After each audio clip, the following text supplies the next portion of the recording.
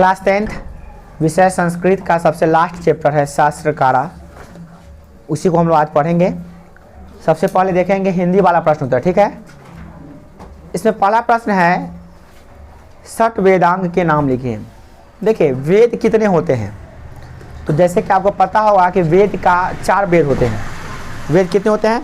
4। But Vedang कितने होते हैं, यानी वेद के अंग कितने होते हैं? तो 6, ठीक है। वेदांग कितने होते हैं? 6। इसमें गलती नहीं कीजिएगा। वेद कितने होते हैं? 6। वेदांग कितने होते हैं? 6। तो पहले वेदांग के बारे में है।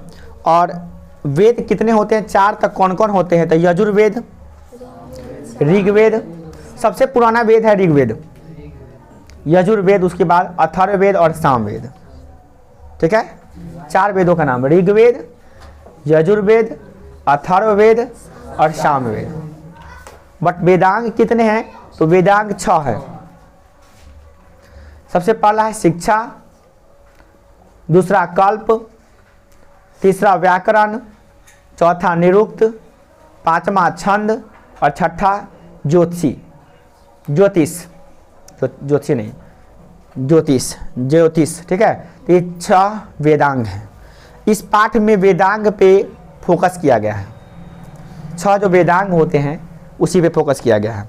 तो सबसे पहला वेदांग का नाम लिखना है और उस वेदांग को किसने प्रवर्तित किया, किसने लिखा, उसका भी नाम लिखना है। तो 6 वेदांगों का नाम शिक्षा का जो है ना, उसके थे पाणिनि, उसके प्रवर्तक का नाम है पाणिनि। तो एक तरफ शास्त्र, एक तरफ प्रवर्तक का नाम है। शिक्षा का पाणिनि है। कल्प का जो है ना, कल्प का भारद्वाज, गौतम, वशिष्ठ और बौधियान, 4 व्यक्ति मिलकर लिखे हुए थे। व्याकरण का भी पाणिनि है। 6 जो निरुक्त है उसका यास्क है। 5वां छंद जिसका पिंगल है, व्यक्ति का नाम है, जो कि ऋषि मुनि थे लोग। और 6ठा है जो ज्योतिष, जिसका नाम जो लिखे हुए हैं लगधर, ठीक है। माने कि उसके प्रावर्तक कौन है, इस वेद के वेदांग के प्रावर्तक कौन है, उनका नाम दिया हुआ है, ठीक है। दूसरा प्रश्न है भारतीय दर्शन शास्त्र एवं उनके प्रवर्तकों की चर्चा कीजिए। तो वही बात है, भारतीय दर्शन शास्त्र 6 है, दर्शन शास्त्र में भी 6 है। सांख्य दर्शन के प्रवर्तक कपिल हैं, योग दर्शन के प्रवर्तक पतंजलि है, न्याय दर्शन के प्रवर्तक गौतम बुद्ध है, और वैशेषिक दर्शन का प्रवर्तक कनाद है, मीमांसा दर्शक के प्रवर्तक जैमिनी है, और वेदांत दर्शक के प्रवर्तक बदरायन ऋषि हैं, ठीक है। अब इस प्रकार आप देखें यहाँ पे 2 चीज़, एक वेदांग पढ़े उसके प्रवर्तक, और अभी आप पढ़ें क्या, दर्शन शास्त्र।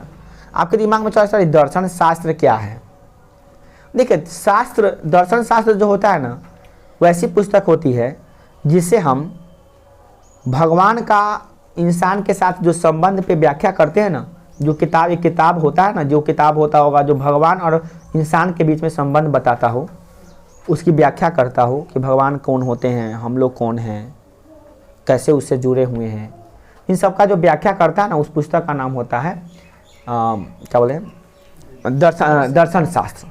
तो 6 दर्शन शास्त्र, उसके और प्रावर्तक का नाम है यहाँ पे पूछता है एग्जाम में कोई भी पूछ सकता है कि योग दर्शन के प्रावर्तक कौन है, तो कपिल, ऐसा आपका ऑब्जेक्टिव बना हुआ है, तो वहाँ से याद कर लीजिएगा, वहाँ से आपको बता ही जाएगा तुरंत थोड़ा देर के बाद। फिर पढ़ा वेद कितने हैं, तो वेद बताए 4 है और वेदांग 6 है, जिनका नाम पहले ही पढ़ चुके हैं, तो इसको लिखने की जरूरत नहीं है। 3 नंबर क्वेश्चन को है ना, वो पहले ही 1 नंबर में पढ़ लिए हैं।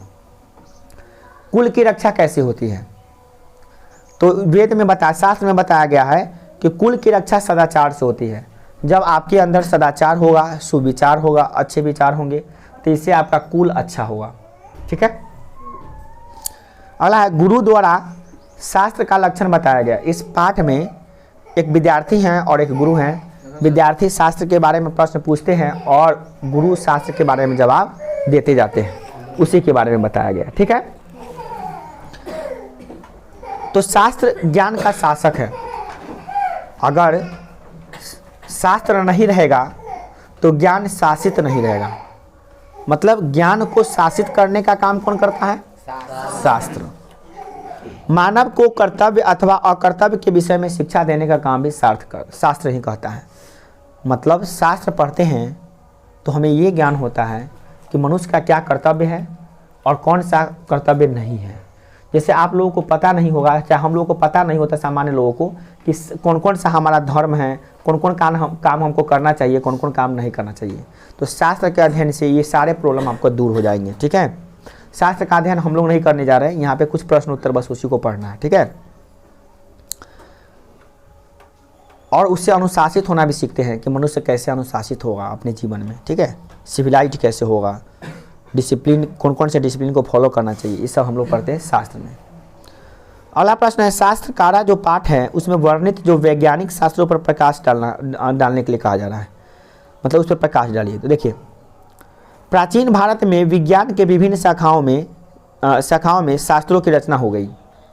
प्राचीन काल में जो विज्ञान आप पढ़ते हैं, भौतिकी, रसायन या बायोलॉजी पढ़ते हैं, जितना भी पढ़ते हैं विज्ञान की जितनी भी शाखाएं होती हैं, चाहे जूलॉजी हो चाहे बोटनी हो, उस सब शास्त्र से ही उत्पत्ति होती है उसकी। आयुर्वेद में चरक द्वारा रचित चरक संहिता द्वारा तथा श्रुश्रुति द्वारा रचित श्रुश्रुति संहिता का उल्लेख मिलता है, और उसी से जान लीजिए आयुर्वेद से ही रसायन शास्त्र का भी निर्माण हुआ है। खगोल विज्ञान होता है जिसमें नक्षत्र तारों के बारे में अध्ययन करते हैं हम लोग, खगोल शास्त्र होता है वो, जिसमें नक्षत्र तारे ग्रह उस सब के बारे में। तो ज्योतिषी वेदांग जो है ना, छठा नंबर ज्योतिषी उसमें हम लोग पढ़ते हैं, उसके अंतर्गत वो आता है।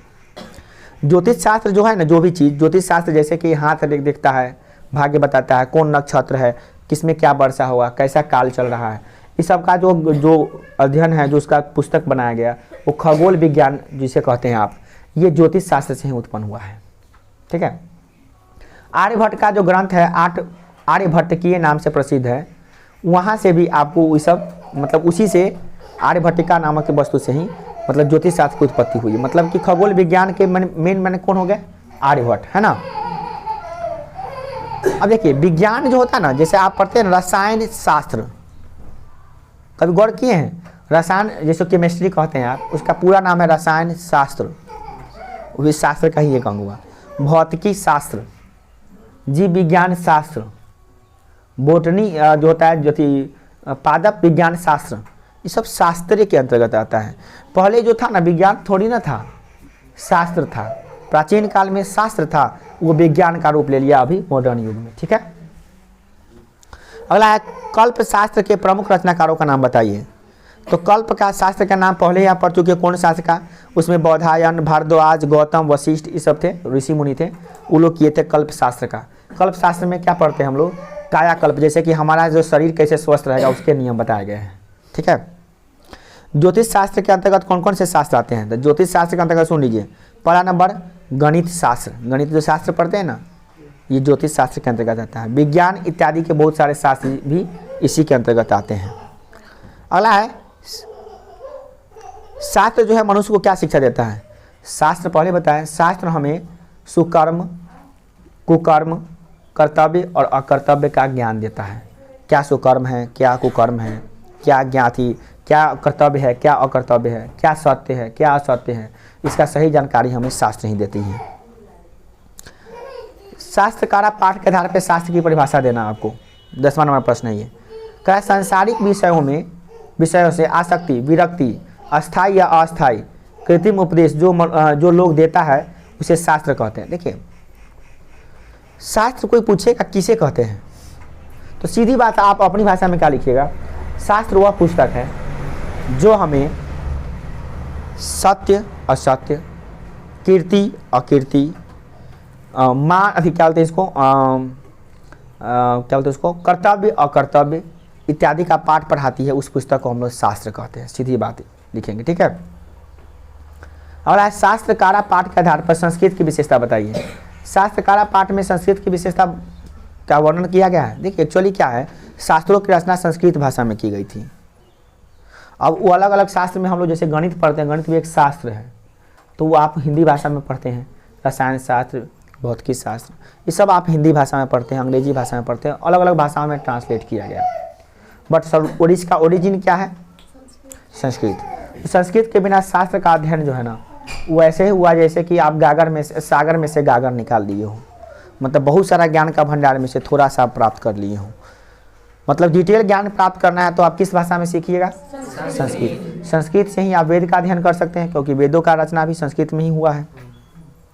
हिंदू धर्म में जितने भी धर्म ग्रंथ हैं, चाहे रामायण हो, महाभारत हो, शास्त्र नहीं है, वो धर्म ग्रंथ है, तो उसकी रचना भी संस्कृत में ही है। तो संस्कृत के बिना तो ये अधूरा है। आप संस्कृत नहीं सीखते हैं तो शास्त्र का अध्ययन जो है अधूरा कर पाइएगा। पूरा करने के लिए आपको संस्कृत सीखना ही पड़ेगा, यही बताया गया इसमें। शास्त्र मनुष्यों को किन किन चीज़ों का बोध कराता है? बोले ना, कर्तव्य अकर्तव्य का बोध कराता है, सत्य असत्य का ज्ञान दिलाता है ना। 13 नंबर प्रश्न है, शास्त्रकारा पाठ में किस विषय पर चर्चा की गई है? तो इसमें बताया गया कि मनुष्य कैसे संस्कार से बढ़ेगा, कैसे असंस्कार को त्याग देगा, कैसे गुणों को अपना लेगा, अवगुणों को त्याग देगा। इस पाठ से हमें यही शिक्षा मिलती है। फिर शास्त्र क्या है? तो शास्त्र क्या है पहले ही बता दिए, इसको यहाँ नहीं लिखिएगा। क्वेश्चन नंबर 14 लिखने की जरूरत नहीं है, पहले ही आप लिख लीजिए शास्त्र किसे कहते हैं।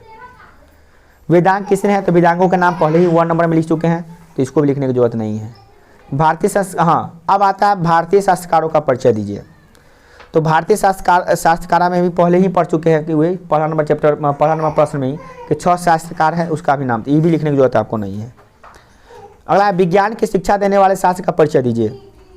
तो विज्ञान को शिक्षा देने वाला शास्त्र देखिए करा है क्या? प्राचीन भारत में विज्ञान की विभिन्न शाखाओं की पुस्तक की रचना हुई है। जैसे आयुर्वेद चरक संहिता से ली गई है, उसी से वहाँ लिया गया है। रसायन शास्त्र भौतिक शास्त्र भी कहाँ से लिया गया है? चरक संहिता से लिया गया है। और क्या करा है? ज्योतिष शास्त्र, खगोल विज्ञान, ज्योतिष शास्त्र से क्या लिया गया? खगोल विज्ञान, गणित इत्यादि लिए गए हैं। आर्यभट्ट की पुस्तक आर्यभट्टीय नामक जो बहुत विख्यात है, आप जानते हैं आर्यभट्ट ने ही पाई का आविष्कार किया था। गणित में बहुत ऐसा चीज़ है जो आर्यभट्ट खोज किए थे। और आप ये सब जो था ना, ऋषि मुनि थे, ये सब साधारण व्यक्ति नहीं थे, ऋषि मुनि थे, और शास्त्र को पढ़ पढ़ के गणित की रचना किए थे। तो गणित को आप देखते हैं जिस रूप में, जैसे आप कहते हैं वृत्त का क्षेत्रफल पाई आर स्क्वायर, कभी कल्पना कीजिए कि इसका खोज किसने किया होगा, कैसे किया होगा। बहुत जटिलता है इसमें, जिसका हम लोग तुरंत ही यूज कर लेते हैं। त्रिभुज का क्षेत्रफल 1/2 गुने आधार गुने क्षेत्रफल, आधार गुने ऊंचाई याद कर लेते हैं। किसी भी आकृति का क्षेत्रफल फटाफट हम लोग शंकु का, गोला का, बेलन का सबका निकाल लेते हैं। हाँ, जीरो का खोज भी आर्यभट्ट ही किए थे। जब जीरो दिया ने भारत ने दुनिया को, भारत जीरो से कहा, जीरो के बिना गणित पूर्ण होगा? आपको कई बार कह चुके हैं, जीरो है गणित का हीरो। और उसको दिया था भारतीय ऋषि मुनि ने, जिसका नाम था आर्यभट्ट, जो एक शास्त्रकारी थे, जो शास्त्र से पढ़ के ही उसका खोज किए थे। जीरो के जीरो बनवाते हैं व्यवस्था से बनाने का जीरो। देखिए जीरो, कौन जानता था कि जीरो किसी संख्या के आगे लग जाएगा तो 10 गुना मान बढ़ा देगा? कौन जानता था कि जीरो से गुना करने पर जीरो कर देगा? कौन जानता था कि जीरो में किसी संख्या का जीरो से जोड़ने से जीरो थी वही संख्या रहेगा? कौन जानता था कि किसी संख्या में से जीरो घटाने पर वही संख्या रहेगा? समझ रहे हैं? कोई जानता था ये सब? इसका सिद्धांत किसने दिया ना? तो जीरो का खोज करने का मतलब ये नहीं कि जीरो लिख देना होता है। जीरो का खोज करने का मतलब जीरो का पूरा गुण बताना, ब्यौरा बताना, वो आर्यभट्ट ही दिए थे। तो आप देख रहे हैं कि जितने भी अब शास्त्र पढ़ते हैं ना, जितने भी विषय पढ़ते हैं, सब का ओरिजिन कहाँ है? शास्त्र से ही है। खास अब हिंदी का नहीं कहिए, बाकी सब विषय लीजिए ना आप। विज्ञान का सारा विषय हो गया, वो हो गया। सामाजिक विज्ञान का छोड़ दीजिए, ठीक है। संस्कृत का आधार है, लैंग्वेजें हैं, उसी में शास्त्र लिखा ही गया है। और आप देख रहे हैं गणित और विज्ञान जो देख रहे हैं ना, बोले ना सीरियसली सब्जेक्ट होता है, ये सब शास्त्र से उत्पन्न हुआ है। कहीं ना कहीं आप गणित और विज्ञान पढ़ते हैं तो शास्त्र पढ़ते हैं, समझ गए? ऐसे गणित का पूरा नाम गणित शास्त्र है, गणित नहीं है, गणित शास्त्र, ठीक है। अगला प्रश्न है, शास्त्रकारा पाठ में प्रश्नोत्तर शैली क्यों अपनाई गई है? शास्त्रकारा पाठ जो देखिएगा ना, तो उसमें क्या, वो शिक्षक होंगे, वो स्टूडेंट होंगे, शिक्षक के स्टूडेंट, एक क्रम बना हुआ है। एक शिक्षक माने प्रवेश करते हैं क्लास में, अब विद्यार्थी प्रश्न पूछता है, शिक्षक जवाब देते हैं। एक्चुअली वो शिक्षक कौन है? आपके मन में जो प्रश्न उठता है, वो प्रश्न आप पूछ रहे हैं, तो वह एगो विद्यार्थी बना दिया गया है, और एगो जवाब दे रहे हैं, वो टीचर बना दिया गया है। तो शास्त्र का अध्ययन करने जब विद्यार्थी लोग बैठे हुए हैं, तो विद्यार्थी पूछता है, सर शास्त्र क्या है? तो शिक्षक जवाब देते हैं, शास्त्र किसे कहते हैं। सर कर्म क्या है? शिक्षक उसका जवाब देंगे। अकर्म क्या है? उसका जवाब देंगे। पाप क्या है? जैसे बहुत सारा सवाल का जवाब आपको नहीं मिलता होगा। सर पाप किसे कहते हैं? पुण्य किसे कहते हैं?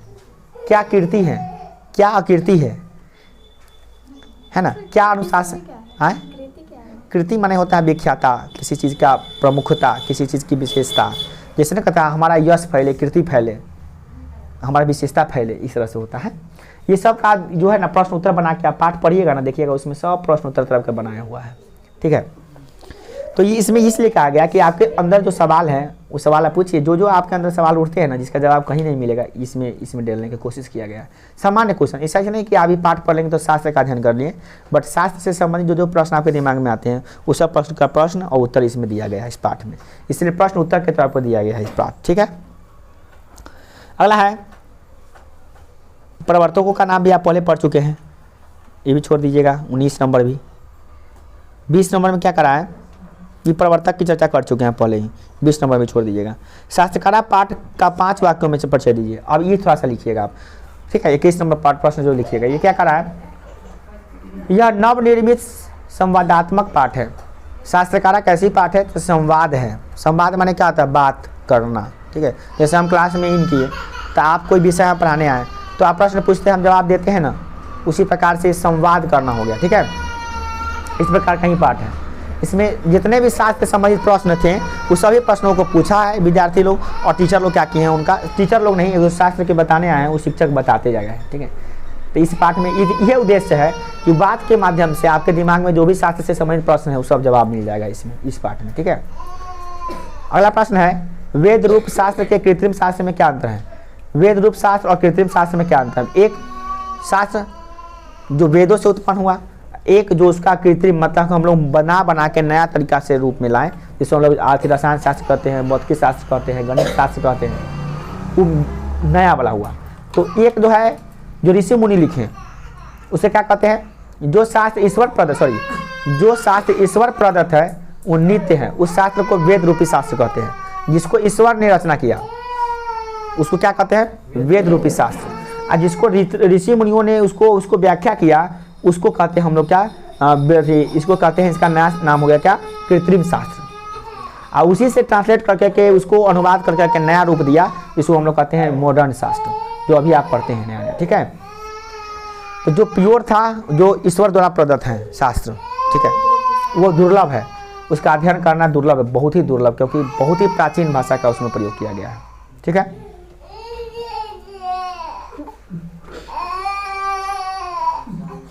इसका हिंदी में कि न्याय दर्शन के प्रवर्तक कौन है, तो बताए ना, 6 याद कर लिया शुरू में तो आपको हो जाएगा। तो इसके न्याय दर्शन के जो प्रवर्तक उसका नाम है गौतम। क्या नाम है, गौतम। अगला है आर्यभट्ट की किसकी रचना है, तो आर्यभट्ट की रचना है। किसकी रचना है, आर्यभट्ट की। भारतवर्ष में किसकी महत्ता परंपरा सुनी जाती है, तो इसमें शास्त्र की। भारत में जितनी सभ्यता संस्कृति है वो शास्त्र के हिसाब से चलती है, शास्त्र ही सर्वोपरि है। कौन क्या कहता है ये मायने नहीं रखता है, शास्त्र क्या कहता है ये मायने रखता है, ठीक है। अगला प्रश्न है, वर्ग में कौन प्रवेश करते हैं, तो इसमें बताया गया कि शिक्षक प्रवेश करते हैं। अगला है, किसके 6 अंग हैं, तो वेद के 6 अंग हैं। वेद कितने, हाँ वही वेदांग माने वेद के अंग। देखिए वेद कितने प्रकार के हैं, 4 प्रकार के हैं, बट वेद के कितने अंग हैं, 6 अंग हैं, ठीक है। इसमें कंफ्यूजन नहीं कीजिएगा, और ये बहुत बार पूछा चुका है कि वेद कितने होते हैं, तो 4 होते हैं। अब वेदांग, बहुत बच्चा क्या वेदांग कितने होते हैं, तो समझता है वेदे वाला है, 4 को मारता है वो। वेदांग 6, वेद के अंग 6 है, ठीक है। अगला है, छात्र किसका अभिवादन करते हैं, तो टीचर प्रवेश करेंगे तो शिक्षक का ना अभिवादन करेंगे, जैसे गुड मॉर्निंग सर बोलते हैं या गुड इवनिंग सर बोलते हैं, तो ये प्रवेश करते हैं, उन्हीं का अभिवादन करते हैं। तो इसमें क्लास में शिक्षक प्रवेश करते हैं, उसी का अभिवादन करते हैं बच्चे लोग, स्टूडेंट लोग। अगला है, शास्त्रकारा पाठ किस शैली में लिखी गई है, तो इसका जरा देखिए, प्रश्न शैली, उत्तर शैली, प्रश्न उत्तर शैली, वार्तालाप शैली, कैसा है। तो इसमें देखिए वार्तालाप तो है, बट पहले प्रश्न उत्तर है, इसमें प्रश्न पूछेगा आंसर देगा, प्रश्न पूछेगा आंसर, तो इसका आंसर लिखिएगा प्रश्न उत्तर शैली, ठीक है। अगला, किसका व्याकरण प्रसिद्ध है, तो जान लीजिए दुनिया में सबसे, अपने इंडिया में सबसे ज़्यादा विख्यात जो ग्रामर है, व्याकरण है, वो है पाणिनि का। किसका, पाणिनि, उनका व्याकरण सबसे प्राचीन है और वही व्याकरण के मेन रचयिता है। उसी का आप कोई भी करें, संस्कृत शास्त्र क्या जितना भी पढ़ते हैं वो सबके लेखक अलग अलग, बट उसका मेन गुरु कौन है, हेड कौन है, पाणिनि। पाणिनि ग्रामर लिखे हैं, संस्कृत व्याकरण, उसी का सब मतलब कि व्याख्या कर करके नया नया पुस्तक बनाया, ठीक है। ज्ञान का शासक कौन है, तो पहले बता दें, ज्ञान का शासक कौन है, शास्त्र है। मनुष्य को कर्तव्य और अकर्तव्य का बोध कौन कराता है, तो शास्त्र कराता है। वेदांग कितने हैं, तो 6 हैं। अगला है, उच्चारण क्रिया का बोध कराता है कौन, तो शिक्षा। उच्चारण क्रिया का शिक्षा शास्त्र में पढ़िएगा कि उच्चारण किसी शब्द का कैसे होता है, किसी वर्ड का उच्चारण कैसे होता है। अगला है निरुक्त की रचयिता कौन है, तो निरुक्त भी वेदांग है, इसके रचनाकार जो कौन है यास्क है, ठीक है। अगला है छंद के रचयिताकार कौन है, तो छंद का है पिंगल, कौन है पिंगल। अगला है ज्योतिष के रचयिता कौन है, ज्योतिष के रचयिता है लगधर। तो आप इस सब का पहले ना एक ही नंबर प्रश्न में सब का आंसर मिल जाएगा। 6 को वेदों का नाम और उसका कौन कौन रचयिता है उसका नाम दिया गया है, तो वहाँ याद करिए तो पूरा ऑब्जेक्टिव है उसका। कर्मकांड के रचनाकार कौन है, तो इसका है गौतम। अगला है सांख्य दर्शन के संस्थापक कौन है, तो कपिल। फिर अगला योग दर्शन के संस्थापक कौन है, तो पतंजलि। योग जब भी नाम आता है भारत में, जब भी नाम आता है योगा, तो पतंजलि नाम से सुनते हुईएगा। जो पतंजलि बाबा रामदेव अभी चला रहे हैं उसको, तो योग दर्शन, हाँ बाबा रामदेव जी चला रहे हैं। अभी पतंजलि किनके नाम से चलता है, रामदेव बाबा के, और एगो और चिल्ला है उनका बालकृष्ण के नाम से चलता है, दो के नाम से चलता है पतंजलि। पतंजलि जानते करते हैं अभी कितना उभरता हुआ स्टार है वो, हाँ इंडिया का उभरता हुआ स्टार समझिए पतंजलि है। पतंजलि जितना प्रोडक्ट बनाती है जितना कोई प्रोडक्ट नहीं बना पा रही है, समझ रहे हैं। पतंजलि का कथी नहीं मिलेगा आपको, मतलब सूच लेकर धागा से लेकर कार तक मिल जाएगा आपको। आने जिस समय पतंजलि का मोबाइल लॉन्च होने वाला था बट नहीं लॉन्च हुआ, 4G लॉन्च हुआ था एक बार बंद हो गया। हाँ पतंजलि का सिम लॉन्च हो गया था 4G, उसको अभी टज्जो के टक्कर में नहीं खाई। देखिए ये भी खा लीजिए आप ही। अब है वैशेषिक दर्शन के संस्थापक कौन है, तो कनाद। दर्शन शास्त्र का वो भी आपको पहले ही मिल गया था। अगला मीमांसा दर्शन के संस्थापक कौन है, तो जैमिनी।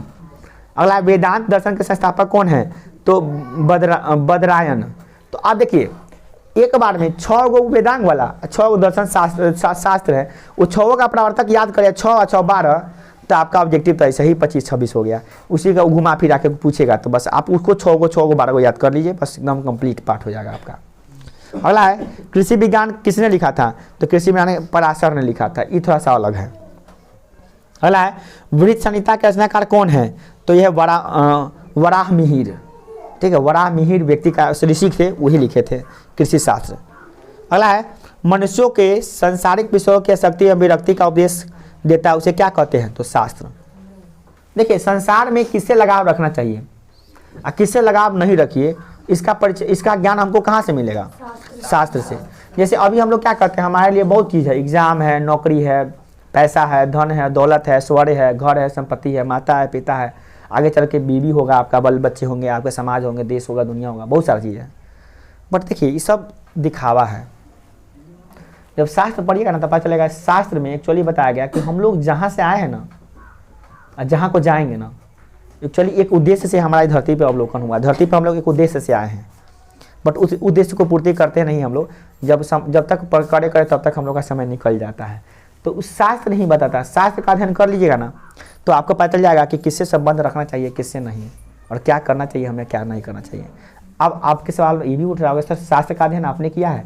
देखिए अगर हम शास्त्र का अध्ययन कर लेते ना तो करोड़ों के हम मालिक हो जाते, ऐसे ही है।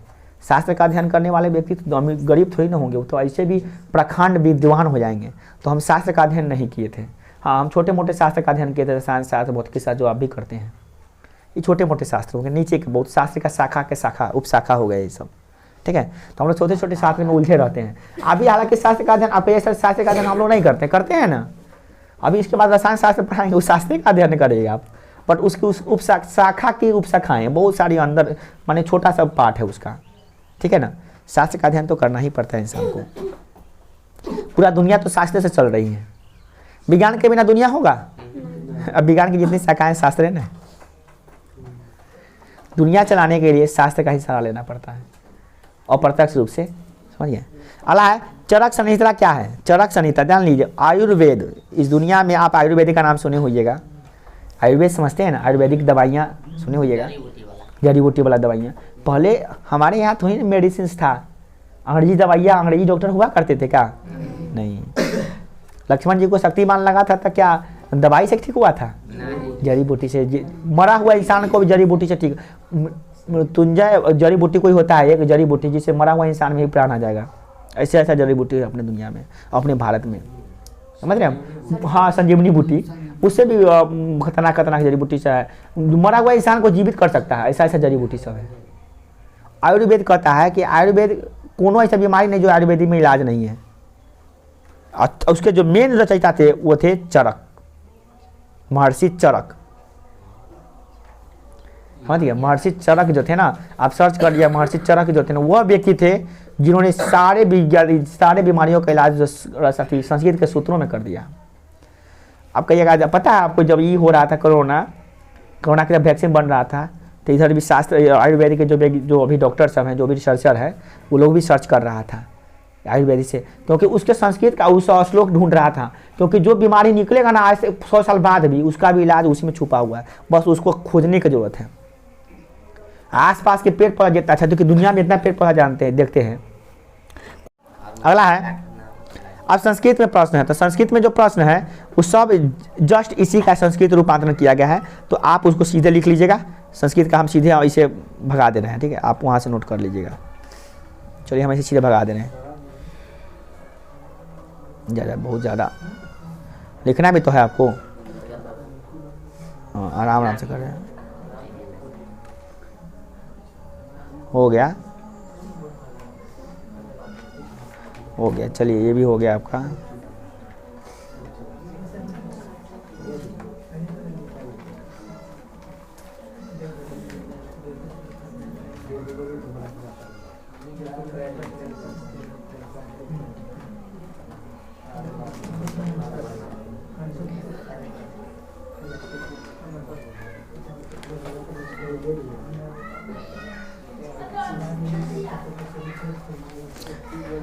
हो गया।